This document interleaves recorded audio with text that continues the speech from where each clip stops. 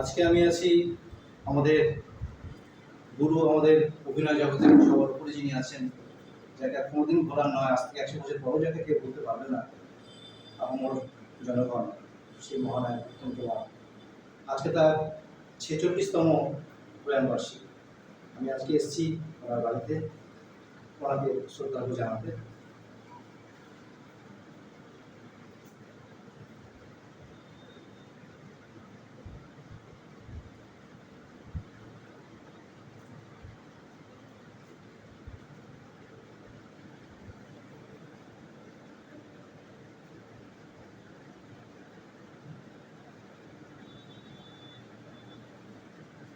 এই নস্টালজিক, এই আইকন বোধহয় আর কোনোদিনই আমরা পাবো না আমাদের হৃদয়ে।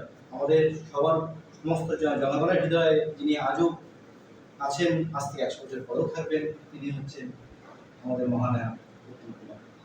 এটার বসার ঘর ছিল, এখানে অনেক মিটিং তিনি করতেন, অনেক কাজ নিয়ে আলোচনা হতো।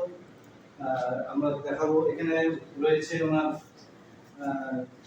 ছেলে গৌতমদা।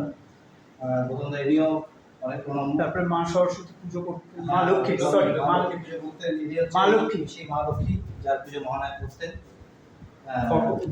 ওই মালাটা একটু সরান, মুখ দেখা যাবে।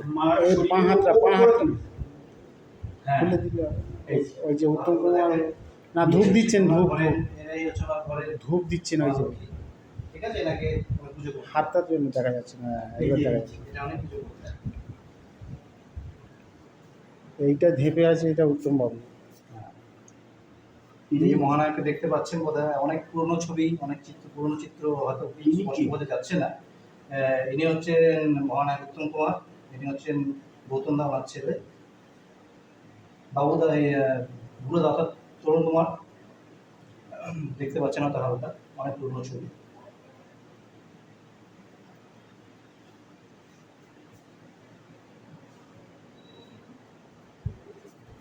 এই হচ্ছে ওনার বসার চেয়ার। আরো অনেক ছবি রয়েছে এখানে, ওনার বিভিন্ন সিনেমা, বিভিন্ন আইকনিক যে সমস্ত ক্যারেক্টার উনি করেছেন তার বিভিন্ন ছবি এখানে রয়েছে। এটা হচ্ছে তার ওনার বসার জায়গা, যেখানে উনি বসে অনেক এখানে শুতেন, বিশ্রাম করতেন। আর এই হচ্ছে ওনার সেই ইজি চেয়ার,